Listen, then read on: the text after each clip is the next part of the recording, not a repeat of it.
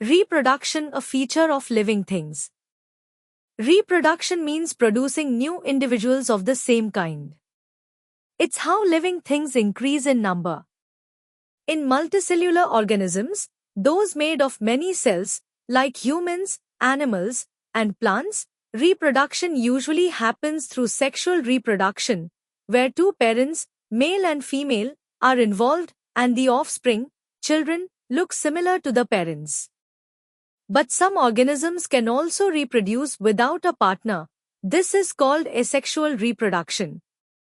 Let's see a few examples. Fungi, like moles on bread, produce millions of tiny spores, which grow into new fungi. That's why they spread so fast. Yeast and hydra reproduce by budding. A small part of their body grows out, then separates to become a new individual. Planaria, a type of flatworm, can regrow missing parts. If it's cut into pieces, each piece can become a complete new organism. This is called regeneration. Some algae, fungi, and mosses grow by fragmentation. They break into pieces, and each piece grows into a new organism. In single-celled organisms like bacteria, amoeba, or unicellular algae, reproduction is the same as growth. They simply divide into two, increasing in number. So here, growth and reproduction mean the same thing. But not all living organisms reproduce. Mules, offspring of a horse and a donkey.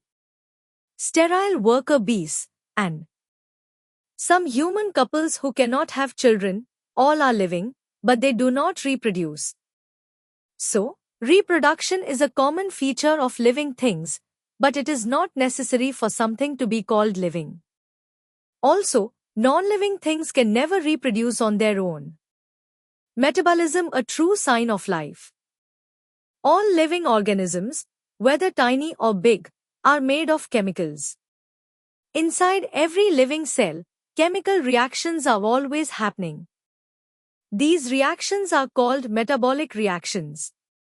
These reactions help break down food, make energy, build new molecules, etc. Metabolism is the total of all chemical reactions going on in a living body. Important points.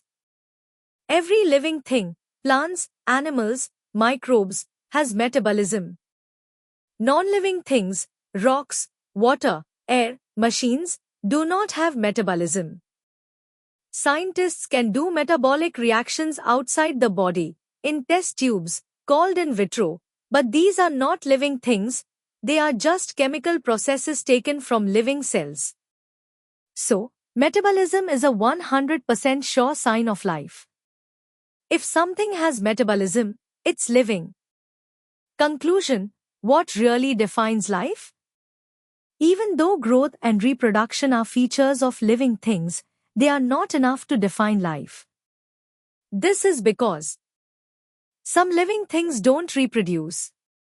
In single-celled organisms, growth and reproduction are the same, but in bigger organisms, they are different. However, metabolism happens in all living things without exception. But to be called truly living, it's not enough for reactions to happen. Those reactions must happen inside cells. So, the cellular organization, the fact that